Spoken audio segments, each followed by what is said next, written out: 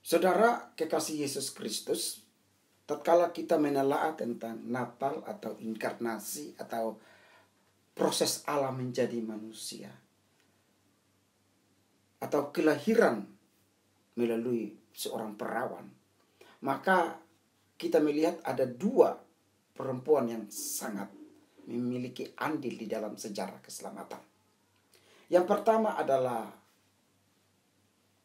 Hawa dan yang kedua adalah Maria.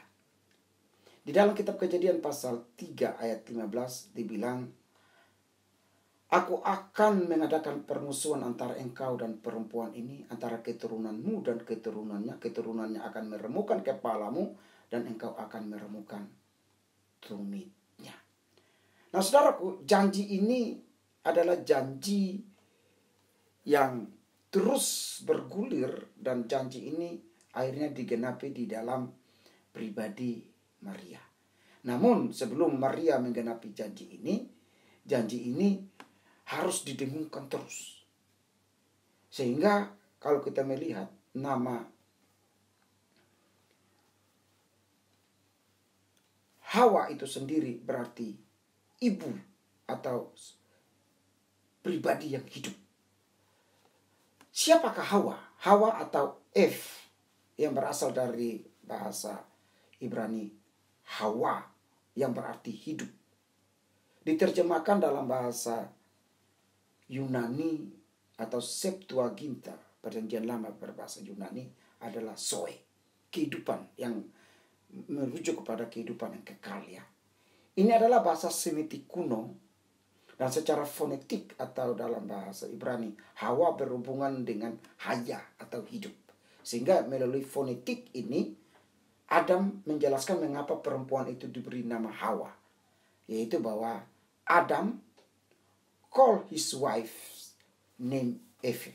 Kejadian 3 ayat 20. Nah, kedua pribadi ini kita akan menelaahnya. Yang pertama adalah Hawa. Hawa itu menurut saya ada 10 kelebihannya. Yang pertama, kelebihan Hawa adalah Hawa merasakan ikatan yang sangat erat dengan suaminya, yaitu Adam. Karena Adam salah satu dari tulang rusuk suaminya ada di dalam tubuhnya, yaitu dalam tubuh Hawa. Hawa tidak diciptakan dari debu. Hawa juga tidak diciptakan dari sperma dan ovum.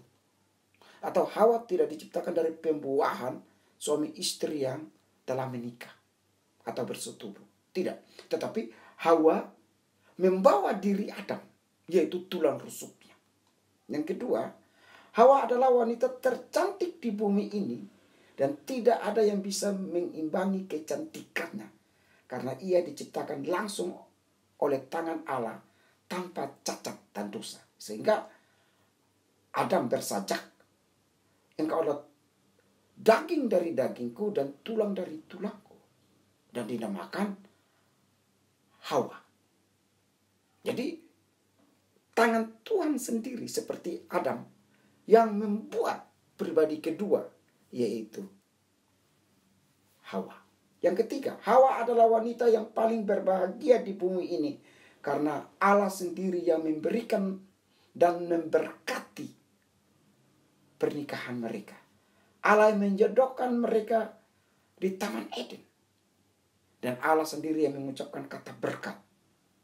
"Beranak cuculah dan bertambah banyaklah dan penuhilah bumi ini." Bukan pendeta, bukan romo, pastor, tetapi Allah sendiri yang menumpangkan tangan. Atau Allah sendiri yang melegalkan lembaga pernikahan, lembaga rumah tangga mereka. Yang keempat, Hawa adalah satu-satunya wanita yang sempat menikmati indahnya maligai pernikahan tanpa dosa. Saya percaya pasti mereka tidak ada berantem-berantamnya seperti kita sekarang. Ya, kalau ada perbedaan ya manusiawi ya. Tapi sampai, kalau begitu kita cerai aja deh. Kalau begitu kau bukan jodohku. Ya tidak ada. Karena satu-satunya. Jadi tidak ada maligai atau percocokan atau perselingkuhan atau kekerasan dalam rumah tangga. Karena mereka masih hidup dalam posisi dan natur yang kudus. dosa yang belum menyebabkan kematian kekal. Yang kelima, Hawa adalah satu-satunya istri yang sangat bahagia karena rumah tangganya berada di lokasi Taman Eden, atau tempat tinggalnya berada di Taman Eden yang dibuat khusus oleh Allah untuk tempat tinggal bersama suaminya. Wow. Jadi bayangkan dunia yang sudah indah ini, dunia yang belum ada kutuk, laknat dan dosa, tetapi ada lagi sebuah taman disebut Taman Eden yang penuh dengan kebahagiaan yang tak terkatakan itu. Yang keenam, Hawa adalah satu-satunya istri yang tidak perlu khawatir suaminya akan direbut orang lain atau suaminya berselingkuh. Karena ia adalah wanita pertama di dunia ini dan belum ada wanita lain. Jadi tidak perlu ada yang menggoda kekasihnya, menggoda suaminya. Oh, tidak perlu. Karena belum ada yang lain. Jadi betapa keharmonisan pernikahan yang begitu indah. Yang ketujuh adalah Hawa tidak mempunyai mertua, adik dan kakak ipar dan keluarga lainnya. Karena Adam dan Hawa adalah orang tua dan wanita pertama di dunia ini. Bahkan tidak perlu ada mahar, menyenangkan hati mertua, hati kakak ipar. Harus sujud sembah kepada mertua, harus berbaik hati kepada adik dan kakak ipar. Tidak pernah. Mereka adalah manusia pertama dan keluarga pertama yang dibentuk oleh Tuhan. Yang kedelapan, Hawa sempat menikmati hidup sebagai ibu rumah tangga yang tidak perlu memasak, mencuci dan menyetrika pakaian, menyapu halaman, membereskan rumah, dan lain-lain. Karena mereka tinggal dalam kebahagiaan, kutuk dosa, kehancuran, mau, petaka, benih virus belum ada. Sehingga begitu bersih, begitu sempurna sebuah kehidupan. Yang kesembilan, Hawa adalah seorang wanita yang sempat dengan bebasnya bermain-main dengan segala binatang tanpa ada rasa takut dan jijik. Karena belum ada dosa kan? Singa tidak bisa menerkam. Monyet tidak bisa mencakar. Kalajengking tidak bisa memangkut. Ular juga tidak bisa memangkut. Karena belum ada dosa yang diperbuatnya. Yang ke-10, Hawa adalah wanita yang paling berbahagia karena memiliki seorang suami yang rela berkorban bahkan mau mati bersamanya. Ini terbukti ketika Hawa jatuh di dalam dosa. Dibawanya buah pohon itu. Dan suaminya karena cinta ia memakannya. Wow.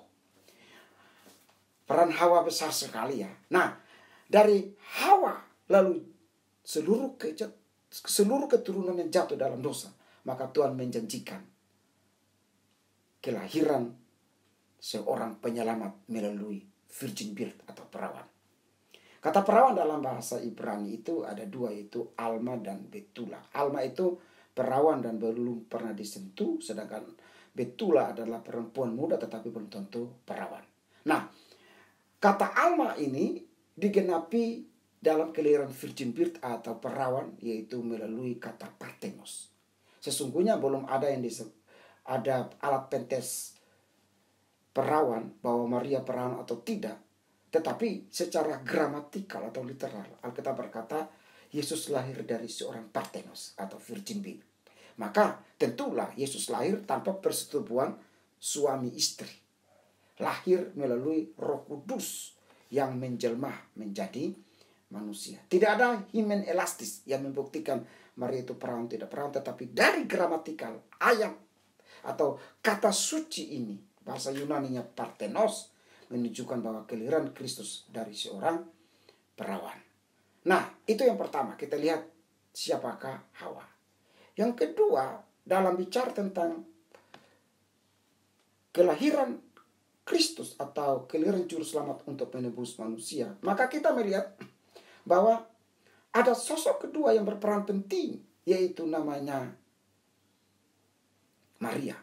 Maria yang melahirkan juru selamat, yang menggenapi seorang yang dinubuatkan dalam perjanjian lama, baik itu oleh Musa, baik itu oleh Yesaya, baik itu oleh nabi-nabi yang lain, baik itu juga oleh kitab Kejadian 3 ayat 15 yang kita sudah baca, bahwa lahirlah seorang yang namanya Immanuel, Allah beserta kita.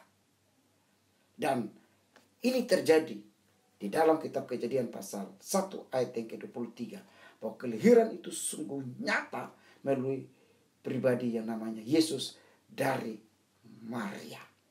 Maria adalah sosok yang sangat penting dalam penggenapan janji proto-evangelium atau janji pemberitaan Injil pertama kali dari kitab Kejadian 3 ayat 15 tadi.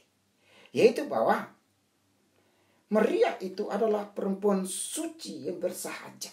Kalau orang Katolik berkata bahwa Maria itu adalah satu-satunya ibu Yesus yang perawannya atau keperawanannya itu sebelum atau the virginal conception atau antepartum.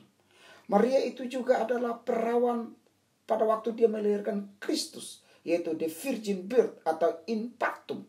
Dan setelah dia melahirkan Kristus, dia masih tetap perawan atau sampai selama-lamanya, yang dalam bahasa Latin disebut dengan partual virginity atau postpartum. Jadi Maria itu adalah pribadi yang hebat, pribadi yang mulia, pribadi yang bersahaja, dan pribadi yang dari sekian banyak wanita zaman itu dan dari Adam sampai zamannya, dia adalah wanita yang paling unggul dalam pandangan Tuhan, sehingga dipakai sebagai pribadi yang melahirkan Kristus. Sehingga kalau kita lihat orang Katolik memberikan devosi, pertanda bahwa bagaimana seorang juru selamat lahir dari kandungannya, lahir dari kehidupannya, maka begitu berharganya. Kita harus jujur bahwa Protestan atau aliran lain kurang memberikan penghargaan khusus kepada Maria. Sesungguhnya kita harus memberikan itu. Kenapa? Karena bayangkan saja, kalau seorang ibu yang melahirkan seorang yang menjadi pemain sepak bola yang hebat, kita bilang pasti ibu itu hebat. Seorang ibu yang melahirkan seorang anak yang menjadi presiden, jutawan, miliarder, juara, kita bilang pasti seorang ibu yang hebat. Bagaimana kalau seorang ibu yang melahirkan seorang juru selamat? Pasti kita bilang luar biasa. Dan itu terjadi bagi Maria. Sehingga Maria adalah perempuan yang terseleksi, yang paling unggul, excellent dari seluruh perempuan zaman itu sampai hari ini, bahkan sampai kekal Maranatha.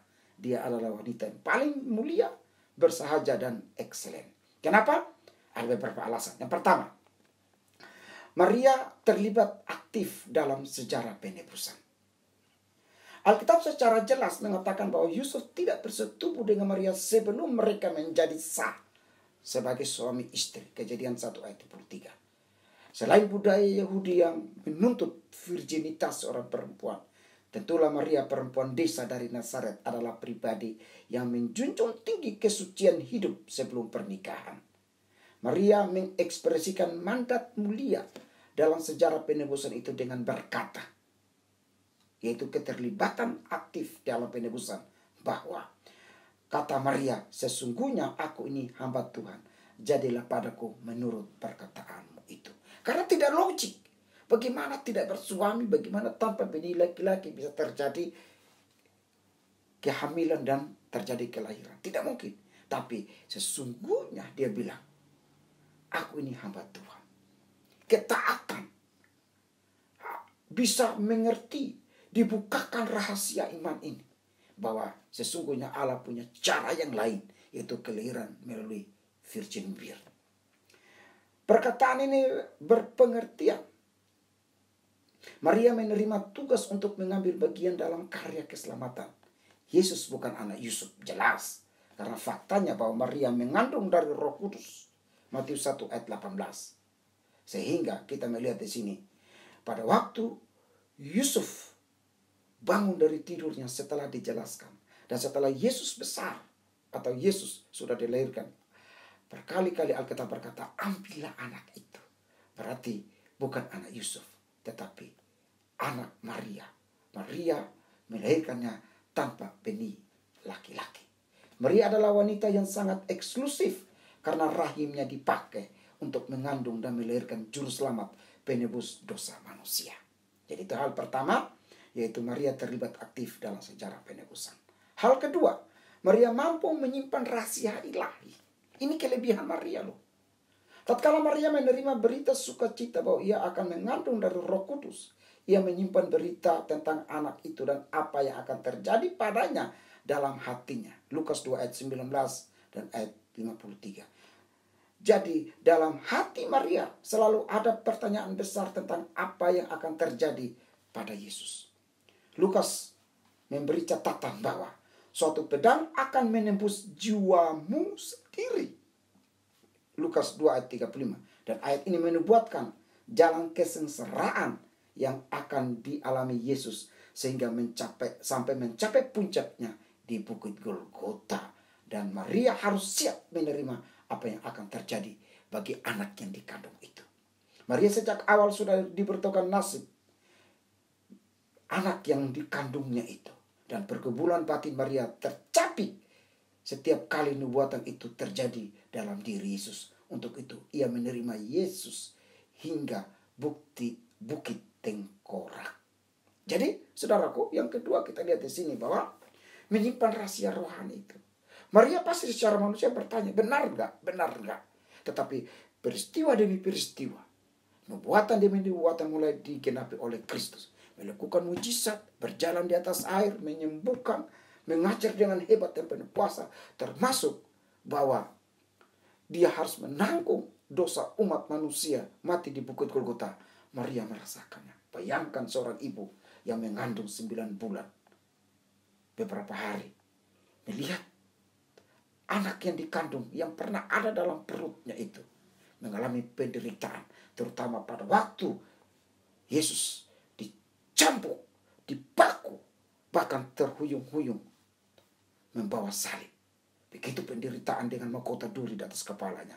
Maria sebagai ibu yang melahirkan dan mengandung tercabik-cabik hatinya. Tetapi kita lihat di sini, dia menyimpan semua rahasia itu sampai segala sesuatu tergenapi.